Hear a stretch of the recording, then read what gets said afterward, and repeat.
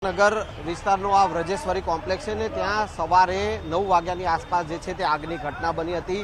આ અહીંયા જે દુકાન જે છે એ દુકાનમાં મોટી માત્રામાં જે છે તે ઓઇલના બેરલ ભરેલા હતા અને આ શોર્ટ સર્કિટના કારણે આગ લાગી હોવાનું પ્રાથમિક જે છે તારણ સામે આવ્યું છે।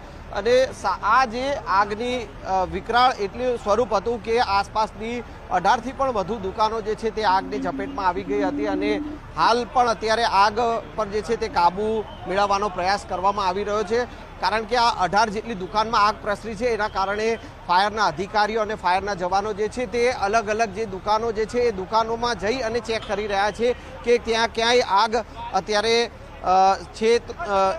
હાલ આગ તો પ્રસરેલી નથી ને એ તમામ વિગતો મેળવી રહ્યા છે।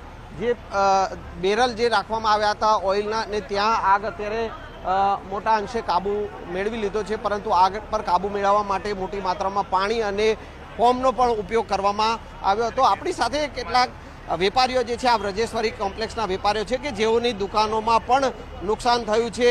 વેપારીઓ આપણી સાથે છે, તેઓ પાસેથી જાણીશું આગની ઘટના બની છે, નુકસાન તમારી દુકાનોમાં પણ થયું છે, મોટી માત્રામાં અહીંયા ઓઇલ રાખવામાં આવ્યું હતું ગેરકાયદેસર ઓઇલ અને તેના કારણે આ પ્રકારની સ્થિતિનું નિર્માણ થયું। સવારે 9:30 વાગતા અહીં દુકાનમાં હું મારે ઘરે હતો, પછી મને મારા વર્કરને ફોન કર્યો કે અહીં બાજુમાં આગ લાગી છે, એટલે હું તરત જ અહીં આવ્યો તો ખબર પડી કે જે બાજુમાં ઓઇલનું કામ ચાલતું હતું એમાં ત્યાં બ્લાસ્ટ થયું છે ઓઇલની દુકાનમાં। તમારે શેની દુકાન છે? શેની ઓફિસ છે અને મારા લાઇઝનિંગની ઓફિસ છે અને બધું ત્યાં મારું એસી ને અંદર હવે ઓપન થાય તો ખબર પડે કે શું નુકસાન થયું છે મારું।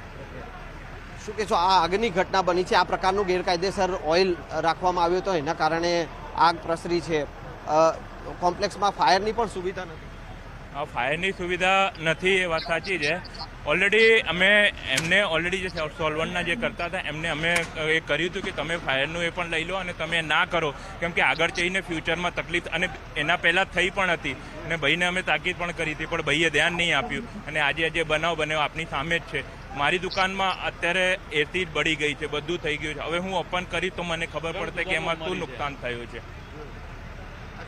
આ અગાઉ પણ આગની ઘટના બની? અગાઉ પણ એક વખત થઈ હતી, અગાઉ પણ નાનો ઘટનો થયો હતો, મીટર બળી ગયું હતું ને બધું અગાઉ પણ થયો હતો, પણ ભાઈએ બહુ ધ્યાન આપ્યું નહીં।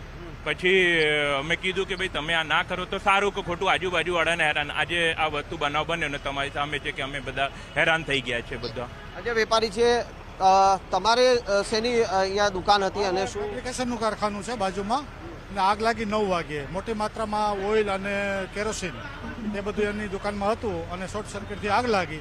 જાણ કરી ત્યારે અમે ફાયર બ્રિગેડને જાણ કરી તો ઘણું બધું 18 દુકાનને નુકસાન થયું દેખાય છે બધું।